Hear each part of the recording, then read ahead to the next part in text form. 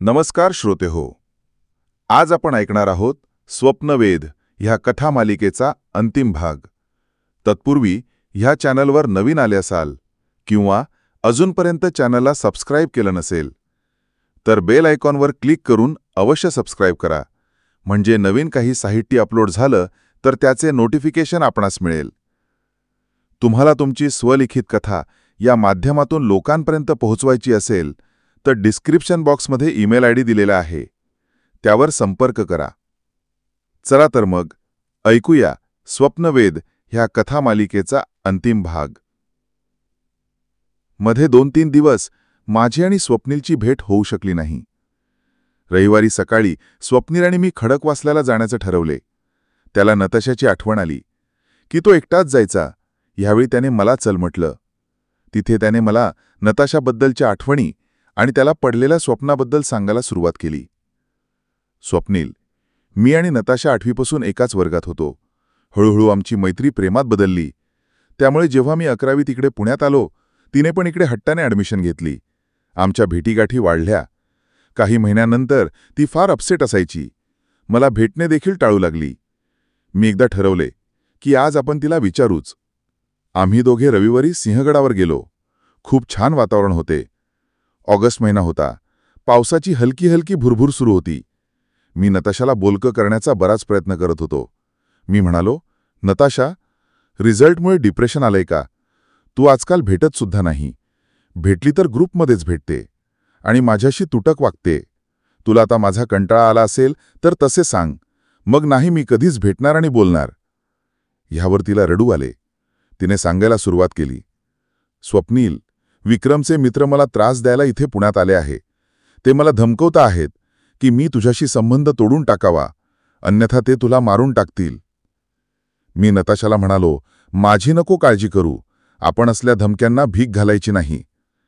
मग आम्ही पुन्हा भेटायला लागलो. नंतरच्या शुक्रवारी मला स्वप्न पडले की डॅमजवळ खूप गर्दी जमली आहे. तू आणि मी तिथे पोचलो. कोणा एका मुलीने आत्महत्या केली होती. तिची डेडबॉडी सापडली होती. तुला आठवते का विशाल? त्या दिवशी रविवारी आपण खडकवासल्याला गेलो होतो. तू मला म्हणाला पण होता की आज नताशा नाही म्हणून माझी आठवण आली का? मी कबूल केलं. हो, कारण मी नताशाच्या फ्लॅटवर गेलो. तिच्या रूममेटने सांगितले की नताशा परवाच अकोल्याला जाते म्हणून सांगून गेली. ती अशी अचानक का गेली मला कळले नाही, म्हणून मी तुला घेऊन आलो इथे. मी म्हणालो, तो दिवस कसा विसरेल. आपण त्या दिवशी तिथे गेलो आणि आपणही त्या गर्दीत छंडलो. काय झाले ते पाहायला. आणि ती डेड बॉडी दुसऱ्या कोणाची नसून नताशाचीच होती. तू एकदम नताशा ओढून कोसळलाच. पोलिसांनी तुझ्याकडे मोर्चा वळवला. नंतर पोलीस चौकशीत काही दिवस गेले. तू तर फारच खचला होतास. स्वप्नील, त्या शुक्रवारी जर मी नताशाला भेटलो असतो तर आज ती आपल्यात असती. तिने त्या दिवशी माझ्याशी बोलण्याचा प्रयत्न पण केला, पण मी तिला म्हणालो की मी जरा बिझी आहे. आपण रविवारी जाऊ खडकवासल्याला. तिथे तुला जितके बोलायचे तितके बोल. मी त्याला समजावण्याच्या उद्देशाने म्हणालो, स्वप्नील, जे व्हायचे तेच होतं. सगळे विधिलिखित असतं. ते टाळता येत नाही. मला एक लक्षात येतं आहे की तुझ्या स्वप्नात ज्या घटना घडतात त्या सर्व तुझ्याशी संबंधित असणाऱ्या व्यक्ती होत्या. पण मागच्या आठवड्यात आपण लोणावळ्याला गेलो. तो ॲक्सिडेंट पाहिला. त्यातील कोणीतरी पण असू शकतं तुझ्याशी रिलेटेड. तुझा तर्क अगदी अचूक आहे विशाल. तुझे बाबा पोलीस खात्यात आहेत. आपल्याला त्यांच्या मदतीने शोध लावता येईल. मला महत्त्वाचे सांगायचे राहिले. काल माझ्या गाडीवर एक चिठ्ठी चिकटवली होती. त्यावर लिहिले होते की आता तुझी बारी. मी फारच कंटाळून गेलो यार या 2-2.5 वर्षात. स्वप्नील, तुला खूप सावध राहायला हवे. तुझे प्रत्येक स्वप्न जागा झाल्यावर तपशीलवार लिहून ठेव. मग आपण त्या स्वप्नांचा माग घेऊ. आठव, तुझ्या प्रत्येक स्वप्नात ज्या घटना घडतात त्या प्रत्यक्षात 2 दिवसांनी घडतात. म्हणजे तुला खरं तर सिग्नल मिळतंय. थोडे इकडे तिकडे फिरलो आणि मग घरी परतलो. रात्री बाबा आल्यावर मी मागील आठवड्यात लोणावळ्यात ॲक्सिडेंट झालेल्या केसबद्दल मला माहिती हवी आहे म्हणून सांगितले. मला त्यांना स्वप्नीलबद्दल सांगावे लागले. फक्त कोणाला सांगू नका प्लीज अशी रिक्वेस्ट केली. बाबांनी 2-3 दिवसात इत्थंभूत माहिती दिली. मी स्वप्नीलला भेटायला गेलो. तो स्टडी रूममध्ये बसला होता. गहन विचारात होता. आवाज दिल्यावर तो दचकला. त्याने मला बसायला सांगितलं आणि माझ्यासाठी चहा घेऊन आला. बाबांनी सर्व माहिती काढली स्वप्नील. त्या दिवशी त्या ॲक्सिडेंटमध्ये विक्रम, त्याचा एक मित्र ऑन दी स्पॉट गेले आणि बायको गंभीर जखमी होती. त्या तिघांना ठोस पुराव्याअभावी सोडण्यात आलं. आता फक्त एक उरलाय. बहुतेक त्यानेच तुझ्या गाडीवरती चिठ्ठी चिकटवली असणार. त्याने माझ्यासमोर डायरी धरली. त्यावर त्याने स्वप्न लिहिले होते, नताशाच्या गुन्हेगाराचा शोध आणि त्यासंबंधित सर्व घटना तपशीलवार लिहिल्या होत्या. पण नंतर फासावर लटकलेला देह लिहिले होते, पण त्याबाबतीत काहीच खुलासा नव्हता. मी स्वप्नीला म्हणालो की कोणी केली आत्महत्या, आजूबाजूला कोणते ठिकाण होते, काहीतरी आठवं म्हणजे लक्षात येईल. तो म्हणाला, नाही काही आठवत, पण तू उद्या बाबांना सांग बरोबर 5 वाजता ह्या पत्त्यावर पोहोचायला. तिथे आपल्याला नताशाचा गुन्हेगार मिळेल. दुसऱ्या दिवशीची घटना आहे.